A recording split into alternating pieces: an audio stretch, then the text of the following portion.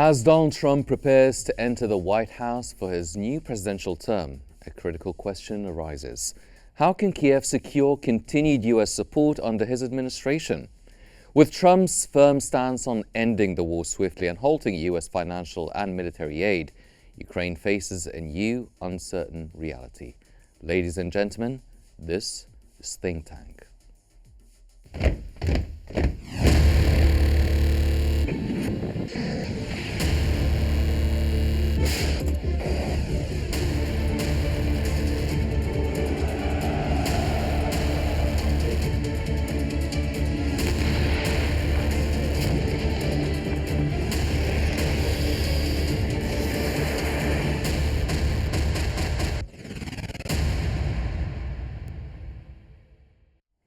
The Kyiv Independent has reported that a U.S. poll published on November 25th shows a sharp divide in public opinion on continuing military support for Ukraine, with 51% opposing and 49% in favor. This reflects broader political tensions, especially following Donald Trump's election victory, which has raised concerns about U.S. withdrawal. According to the newspaper, Ukraine initially had strong bipartisan support, but Republican hesitance has grown as the war continues, highlighted by delays in approving a crucial $61 billion aid package. The poll also reveals that 33% of Americans view limiting aid to Ukraine as a top priority for Trump, reflecting the ongoing debate over U.S. foreign policy.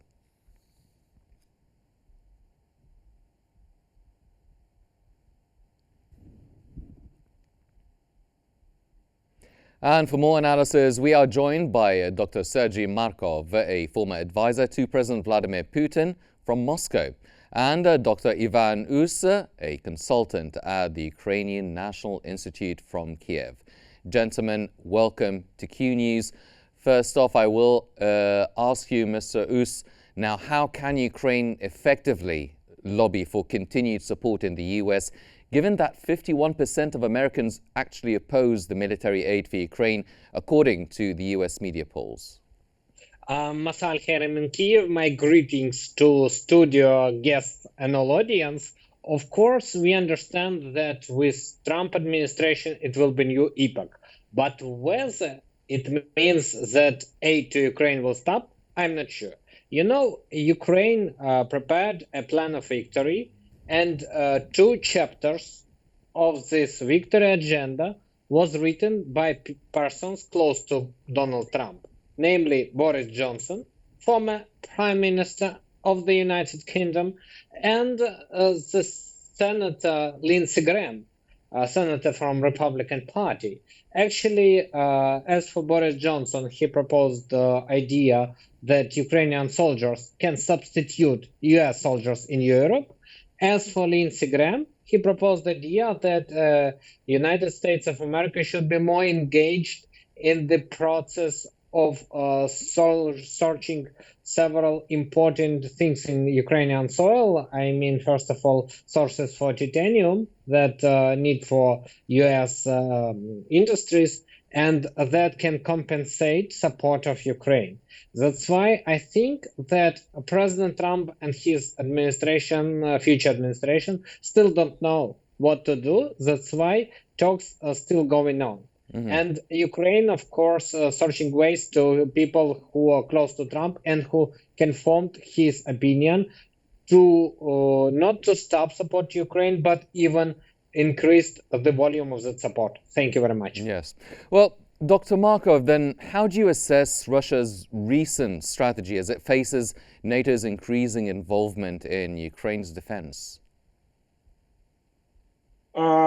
We expected that it will be more aggressive behavior of the Joe Biden administration after presidential elections finished in United States. Everybody knows that majority of the American voters against escalation of Ukrainian war against Russia. That's why Joe Biden administration understood very well that if they made escalation before election, it will undermine the chances for the Kamala Harris to win the presidential election sufficiently. So Biden knows that American people against continuation of this war against Russia on Ukrainian territory. That's why he didn't make escalation before the election, and we expected that he would do such escalation after election before change of presidential of the January 20th. Mm-hmm. There are few reasons of this. One reason is more psychological. Joe Biden personally hates Vladimir Putin very much for the many reasons. Joe Biden was key supervisor of the such military coup in Ukraine 2014, which overthrew last democratically elected president of Ukraine and imposed illegal repressive pro-American regime, neo-colonial regime to the Ukrainian people. And the Biden was real master of such coup and such regime. Also, Anthony Blinken, he believes that his grandfather being Jewish in Kyiv and left Kyiv, Russia, those days because anti-Jewish pogroms. That's why Anthony Blinken personally hate Russia all this time. If you look at the students' text of the Anthony Blinken, you knew that he been the students at university, Anthony Blinken writing every time that Russia is bad, bad, bad. Something like this. And also, party of war understanding United States that Ukrainian army is losing the war and Russian army going forward. And some of the people also believe that Joe Biden wants to create such escalation, which will not allow Donald Trump to stop the war and to find that peace compromise with Russia. Yes, so well, Mr. Ouz, pardon me, Doctor. Now, question to you, Mr. Ouz, how do you think Ukraine can leverage its natural resources, such as rare earth minerals, to persuade Trump and the public as well to continue the U.S. military and financial support?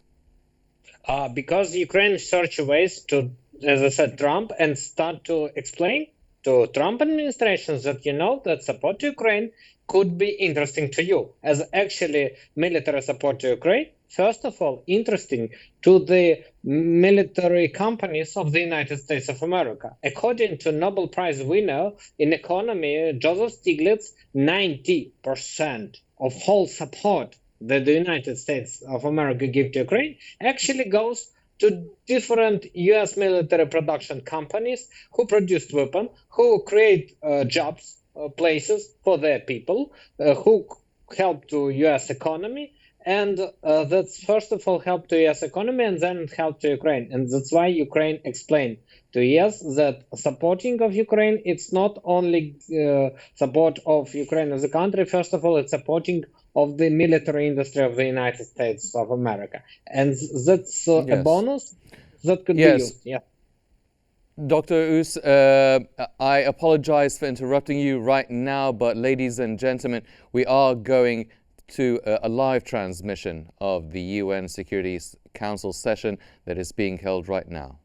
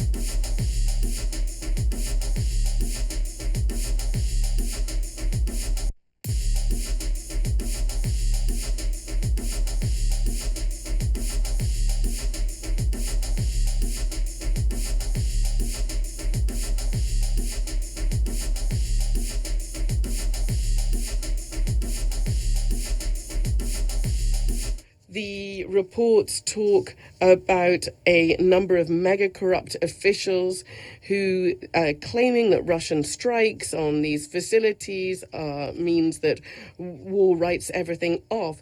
But this corruption and money laundering in the army is something that Ukrainian servicemen are always complaining about, and it's increasingly difficult for the authorities to be quiet about this. It's clear that many defense companies who on paper have received millions of dollars don't actually exist in actual fact. The former Labour Minister of Poland, Piotr Kulpa, in an interview admitted that about 30 to 50% of Western assistance to Ukraine has been plundered right from the beginning and consistently. From these resources, according to him, really equated to the annual budget of Ukraine. And quite clearly, this is just the tip of the iceberg. Can you imagine what scale of theft that we're talking about, sanctioned and backed from the very top? It is not surprising that Ukrainian authorities are not taking any steps to conduct any audit whatsoever. And the only way of doing this is to provoke an escalation whereby all of these other things seem to be trifling in comparison. And the outgoing American administration is actively egging it on in doing this. And it's trying as much as it can to make a mess, both in Russia and with the new team in the White House. There's nothing surprising here. It takes two to tango, so to speak, in international corruption. And therefore, the Biden team most likely really doesn't want to engage in financial checks. Therefore, that is the reason for all this fear-mongering regarding North Korean troops, just like it was previously with Iranian missiles. It's interesting what the West is going to come up with next. Maybe there's going to be Martians or little green aliens. It doesn't really matter. The main thing is to make an accusation. Distinguished colleagues, it's possible that these maneuvers of the Ukrainian corruptioneers and their Western conspirators might have gone unnoticed if, trying to destroy their tracks, they had not challenged peace throughout the whole world and had not, irrespective of what country you live in, placed the world on the brink of a global nuclear conflict. This is precisely what happened after the Biden administration and right after many of its European satellites authorized the Ukrainian army to use long-range missiles far inside Russia. And Zelensky has engaged in this. We saw this because we've had 2 rounds of such strikes. On the 19th of November, 6 ATACMS missile attacks that were made in the US were used, and on the 21st of November, there was a combined missile attack with a Storm Shadow made in the UK and a HIMARS in the US. They struck military targets in Bryansk and Kursk. They did not achieve their targets thanks to our anti-missile defense. However, as we've repeatedly underscored, the West, from that moment, provoked a regional conflict in Ukraine that has now taken on a global nature. In response to the use of American and UK long-range weapons on the 21st of November, the Russian armed forces conducted a combined strike on a military-industrial complex in Ukraine. For the first time, a new IRBM Russian missile system was used with non-nuclear hypersonic equipment. The effectiveness of such weaponry that has no analogy is something that that Western specialists assisting Ukraine can tell you about. However, the Zelensky regime did not take on board our warning and decided once again to test our resolve.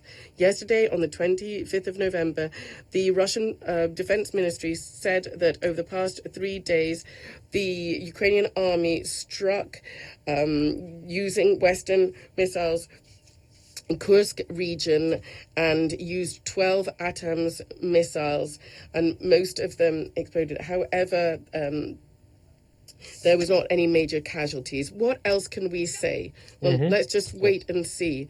Every wave of escalation from the West is going to be decisively responded to. I will be frank. We believe that it is our right to use our weapons against military facilities of those countries who allow the use of weapons against our facilities. Okay, bye-bye. So we're talking about the hypersonic weaponry today. There is the American anti-missile defense system in Europe. They cannot capture these, and we've warned you.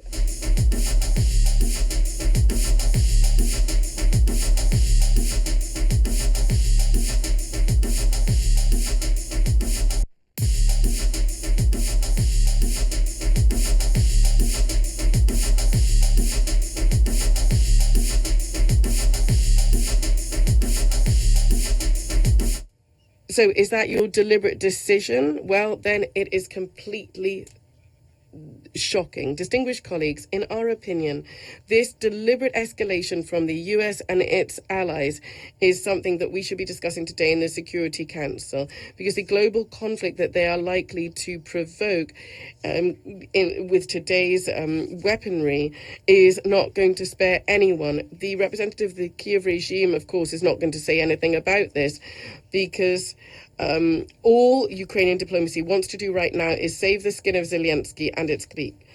And even if that means plunging the whole world into war, we would urge each and every one of you to think about this and not to make the mistake and to choose your priorities very carefully. Thank you very much indeed. I thank the representative of the Russian Federation for their statement, and I now give the floor to the representative of Switzerland. Madame la Présidente, je remercie le... Madam President, I thank Assistant Secretary General Miroslav Yenka for his briefing. We condemn the recent Russian attacks on various regions in Ukraine. We are alarmed by the numerous civilian casualties, including children, and the considerable damage inflicted on civilian infrastructure, particularly in Kharkiv, Odessa, and Zaporizhia. As winter approaches, nearly 150,000 families, as well as hospitals, schools and businesses, are without heating in the Dnipro and Ivano-Frankivsk regions. Switzerland, having condemned Russia's military aggression against Ukraine, launched over 1,000 days ago in flagrant violation of the UN Charter, is particularly concerned by the following issues. Firstly, we note a significant increase in the number of civilian casualties and damage to civilian infrastructure. We recall that attacks against civilians or civilian objects are prohibited. All parties must strictly respect international humanitarian law, in particular the rules governing the conduct of hostilities, and ensure the protection of the civilian population and respect for human rights. Ladies and gentlemen, we just heard the representative of the Russian Federation at the UN Security Council session to discuss the developments on the situation in Ukraine. And we are continuing our discussion now with Dr. Markov. Now, Dr. Markov, we heard the word and the speech of the Russian representative at the UN Security Council session. Now, do you believe Europe can effectively fill the void if the US military support to Ukraine decreases under a potential Trump presidency? We've heard him mentioning that the West might try and find reasons, and he spoke about aliens and Martians as an excuse. Now, do you think they can fill the void if the US military support goes away? Russia ready for any development. Russia ready for escalation. Russia ready for United States come to the peace negotiation. Russia want to have peace negotiation and want to stop war, but Russia don't want frozen of the conflict because we already try to freeze the conflict in Ukraine by Minsk 1 and by Minsk 2 agreements. Both of those agreements had been sharply violated by United States of America, which we believe is real actor of such the war. So we want that the reason of such conflict should be resolved. This reason, first of all, is political repression against Russian language. It should be stopped. It's political repression against those Ukrainian people who support friendship between Russia and Ukraine. It's political repression against Orthodox Church. It's political repression against general Russian culture, Russian identity. So denazification and demilitarization still to be one of the main Russian demands. And also, I want to stress that the main Russian enemy, not Ukraine, and not America, and also not America. Russian enemy is so-called deep state of America. And this is main enemy of Donald Trump. And deep state of America also main enemy of American people. That's why Russia, American people, Vladimir Putin and Donald Trump, they potential ally against main aggressor, deep state of America and its puppet, Ukrainian neo-Nazi terroristic regime. And we believe that probably will be able to handle this situation. If European crazy people want to continue this war by life of by the Ukrainian slaves against Russia themselves, only the one go ahead. Russia already crashed United Europe in Napoleon Bonaparte was. Russia already crashed United Europe, which had been led at that time by Adolf Hitler, and Russia will crash United Europe again and again. Dr. Markov, now the Russian representative mentioned that Russia will not hesitate to use any of their weapons to retaliate against any use of Western weapons targeting Russia. Now, we have two U.S. administrations, the current Biden administration that seems to support Ukraine and the future Trump administration that means or intends to cut down and decrease the support to Ukraine. Would Russia still be willing to use full force if one administration, the upcoming future administration, does want to decrease its support towards Ukraine? We don't think even about support of Ukraine, because we believe there are no support of Ukraine from United States and from Europe. We strongly believe that Ukraine does not exist as independent government. Ukrainian government is fully puppet, neo-colony puppet of the United States deep state. So if United States decrease the financing of Ukrainian army, situation will be more easy to come to compromise. But compromise in the Ukrainian war, meaning not just freezing the war, but also resolving of those deep problems, which is real reasons of such intensive and awful crisis as this Ukrainian war. As to using new weaponries, Russia Russia ready to use such new weaponry, but don't want to have escalation, because we believe that this escalation by Joe Biden could lead to the creation of a situation which could make unable any peace deal and stopping of Ukrainian war. Joe Biden is main organizer of the Ukrainian war. Dr. Markov, you mentioned that Russia is ready for anything, military force and also diplomatic solutions. Now, amid the growing opposition in the US for aid to Ukraine, what impact could this have on Russia's future peaceful diplomatic negotiations? Russia look optimistically about possible peaceful diplomatic resolution of such conflict.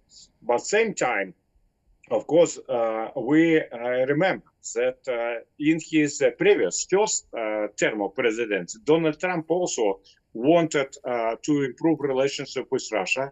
But what was the result? Not improving, but worsening of relations between Russia and the United States, because American deep state are more strong than American president, even Donald Trump. It's first. Second point is that we know that Americans are now at 51% against financing of Ukrainian war. But also should take into account that American media under the control of American deep state. That's why they're giving dramatic disinformation about Ukrainian regime. Ukrainian regime, terroristic, neo-Nazi regime. It's enemy of democracy, enemy of peace, enemy of civilization, enemy of humanism. But Americans, most of them doesn't know about this. If Americans know the reality of the regime which their government supported, they will be extremely shocked. Dr. Sergei Markov, we have gotten your point. The former advisor to President Vladimir Putin, Dr. Sergei Markov. Thank you very much, sir, for joining us here on Q News. And ladies and gentlemen, obviously, the situation in the Russian-Ukrainian conflict is escalating, and the rhetoric is as well. But unfortunately, that's all the time we have for today's edition of Think Tac. Stay tuned for more coming up on Q News. Thank you for joining us.